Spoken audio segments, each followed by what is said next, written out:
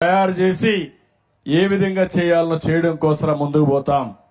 ఇప్పుడు నేను ఒక మాట చెప్పాను, ప్రతి ఒక్క కుటుంబానికి కరెంట్ ఉండాలి, ఇల్లు ఉండాలి, ఇంటి జాగా ఉండాలి. అందుకే ఇంటి జాగా విషయంలో ఒకటే చెప్పాను, ప్రతి ఒక్క కుటుంబానికి గ్రామీణ ప్రాంతాల్లో 3 సెంట్లు, పట్టణ ప్రాంతాల్లో 2 సెంట్లు ఇచ్చే బాధ్యత మాదని మేము చాలా స్పష్టంగా చెప్పాం. ప్రతి ఒక్కరికి ఇళ్లు కట్టిస్తాం. ఇప్పుడే ఆ రోజుల్లో తీసుకున్న నిర్ణయం ప్రకారం ఈ ఊర్లో కూడా ఒక 600 మందికి ఇళ్లు లేవని కలెక్టర్ గారు 610 మంది ఇళ్లు చెప్పాడు. ఈ 610 ఇండ్లు ప్రారంభించి పూర్తి చేయించే బాధ్యత మాదని మీ అందరికీ హామీ ఇస్తున్నా.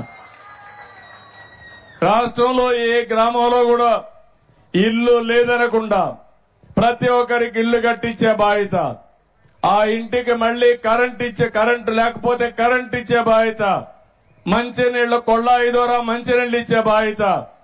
ఒకే కార్యక్రమం తీసుకున్నాం. ఎన్నికల్లో మా ఆడబిడ్డలకు హామీ ఇచ్చాను.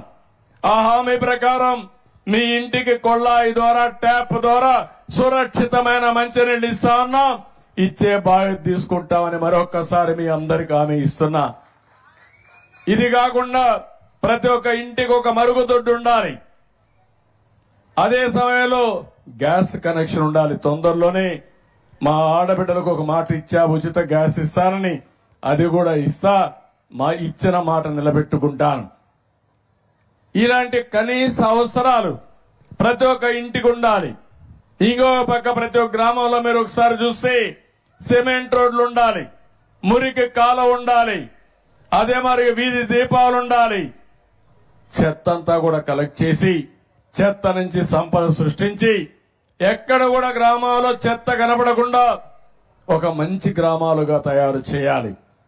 ఒక చెత్తనే కాదు, మీ ఊర్లో లిక్విడ్ ఉంటుందంటే కాలువలో మురికి కాలువలో మురికంతా వస్తుంది. దాన్ని కూడా ఏ విధంగా చేయాలనో, ఎక్కడ కూడా దోమలు ఈగలు వాలకుండా మీకు ఆరోగ్యంగా ఉండాలంటే ఆ మురుగునీరు కూడా డిస్పోజ్ చేయాల్సిన అవసరం ఉంది. అది కూడా చేపిస్తానని చెప్పి తెలియజేస్తున్నా. అక్కడి నుంచి నేను ఆలోచిస్తున్నాను, ఈ ఊర్లో మీరు ఎక్కడికి పోవాలన్నా, కొత్తపేటకు పోవాలన్నా, అమలాపురం పోవాలన్నా, కాకినాడ పోవాలన్నా, రేపు పోర్టుకు పోవాలన్నా, ఎయిర్పోర్టుకు రాజమండ్రికి పోవాలన్నా ఒక మంచి రోడ్డు వ్యవస్థ ఏర్పాటు చేసే బాధ్యత కూడా తీసుకుంటాం. మీ గ్రామానికి దగ్గరని ప్రైమరీ హెల్త్ సెంటర్ ఉండేదిగా, మీ పశువుల ఆసుపత్రి ఉండేదిగా, మీ పిల్లల చదువు కోసం ఏం కావాలనో అవన్నీ చేయడానికి ముందుకు పోతామని చెప్పి కూడా మీకు తెలియజేస్తున్నా. ఇవన్నీ అవసరాలు. ఇవి ఎన్నో సంవత్సరాలుగా చేసుకోలేకపోయాం. ఈ రోజు రోడ్లు చూశారు. 5 సంవత్సరాల్లో ఒక్క పైసా డబ్బులు ఖర్చు పెట్టకుండా అన్ని రోడ్లు గోతులు పడ్డాయి. ఇప్పుడు గోతులు చూస్తామంటే ఏం చేయాలని అర్థం కావడం లేదు.